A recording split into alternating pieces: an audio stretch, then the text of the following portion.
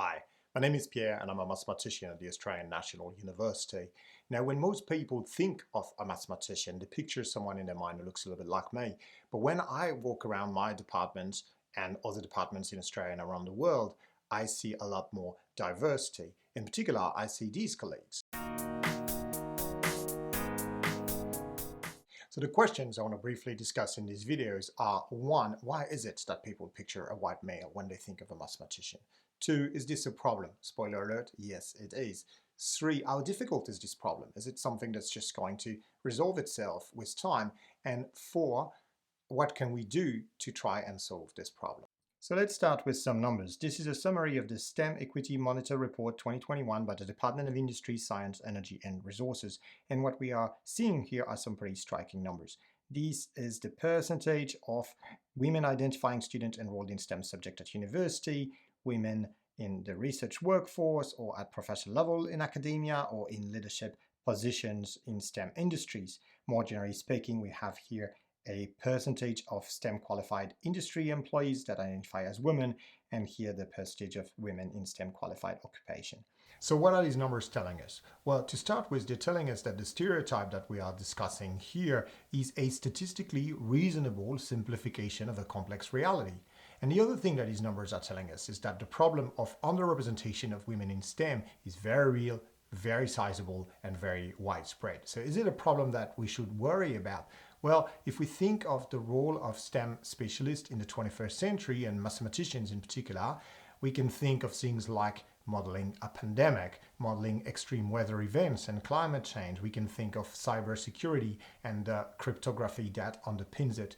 And I could go on and on. It is absolutely clear that we need a STEM workforce and a mathematics workforce more than ever. So maybe we can get that workforce out of a small subset of the population, but this feels very optimistic. We would clearly have a far better shot to get the right people if we were looking at the full talent pool. And these numbers are telling us that we really are not looking at the full talent pool.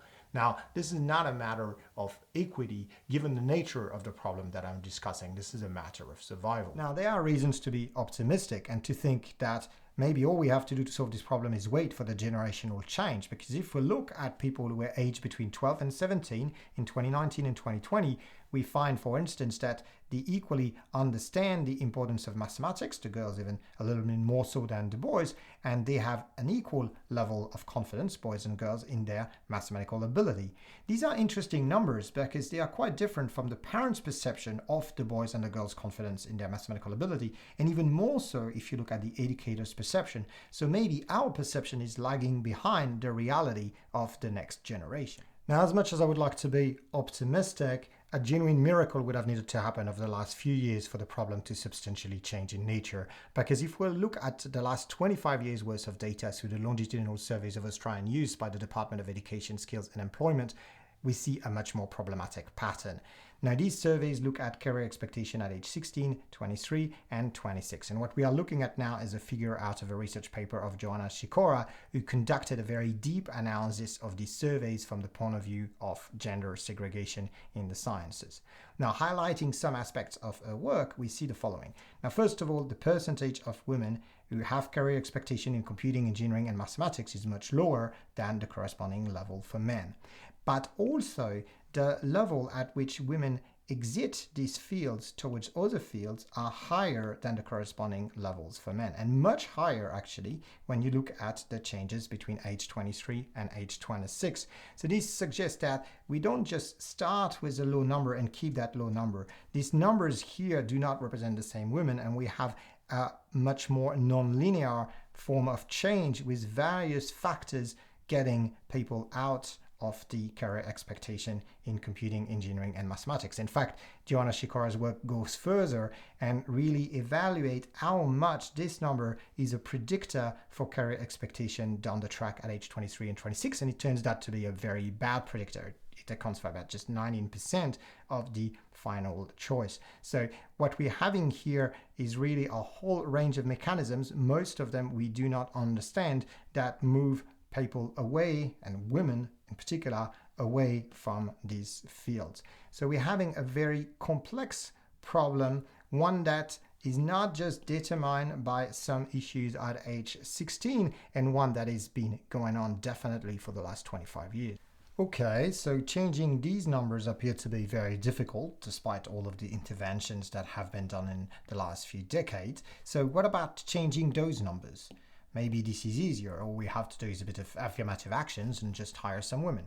Okay, so here we are looking at a research paper by Lisa Coley, who in 2020 started developing a model that predicts the evolution of an academic workforce when you apply certain equity and diversity hiring measures. So this is looking at the astronomy workforce in Australia. So first of all, what if we do nothing? If we do nothing, then the situation will get worse, and up to 2079 it will stay the same, with fewer than 30% of the members of the astronomy workforce identifying as women.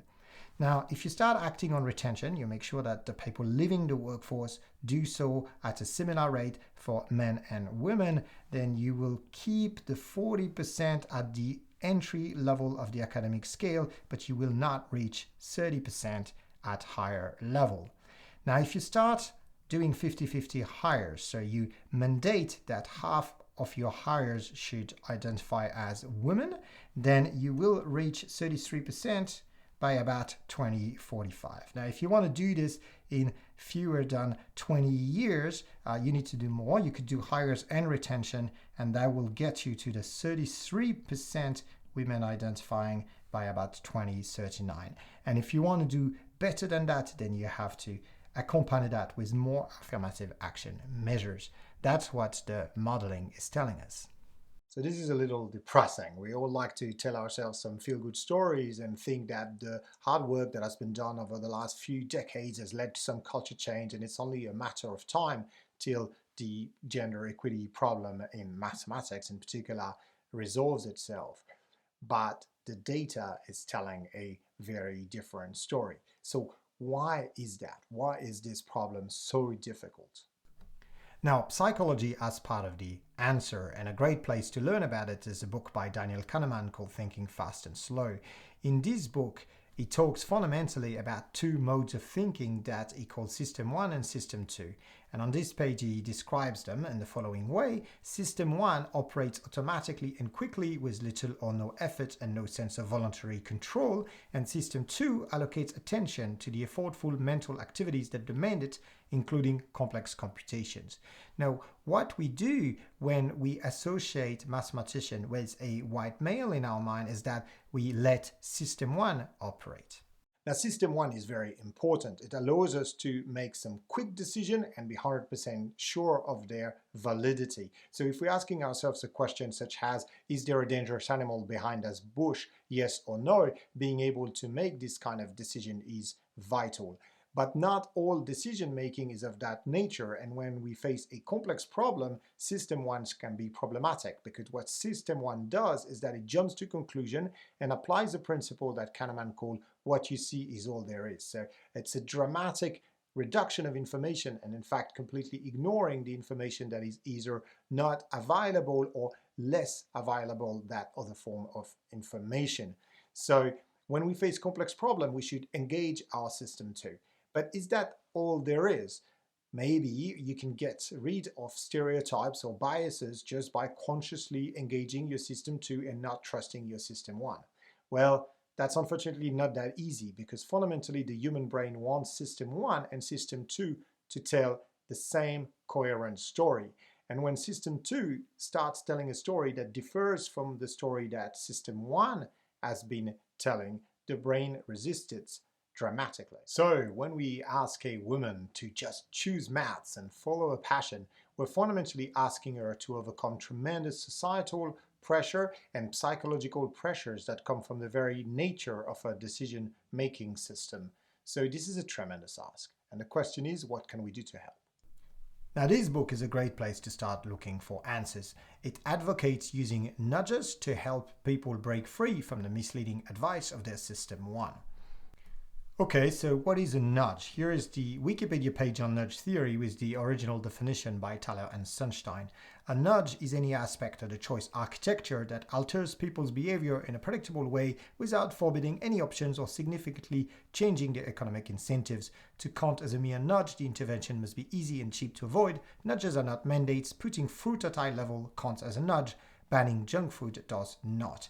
And this Wikipedia page also says that Thaler and Sunstein trace maladaptive behavior to situations in which System 1 processing overrides an individual's explicit values and goals. Now, do nudges actually work? Well, Iris Bonnet's book is full of positive examples, and one that really stuck with me is the following. There was this experiment about academic speakers at a conference, and the speakers were shown different background on the computers they were using to show their slides. So some had a Angela Merkel background, a Hillary Clinton background, Bill Clinton as the background, or no pictures at all as the background. And this had almost no effect on the men speakers, but for the women, those who had the picture of Angela Merkel or Hillary Clinton gave substantially better talk based on their own self-assessment and based on assessment by the audience. So how can we use all this information to start solving our problem? Well, let's think about it as mathematicians. To me, the first characteristic of this problem is that it's about cancellation. We're trying to compensate for a very large negative term that has been developed over a very long period of time. And the only way we can do that is by having a matching positive term. So this means that our nudges need to be used systematically, and they're going to need to be used over a very extended period of time. Now, the other feature that I think is very important is that the problem is asymmetric. This is about a specific gender being underrepresented. Now, often when you talk about equity and diversity, people want to symmetrize the solution. They will tell you things like, okay, it's not just black lives that matter, all lives matter.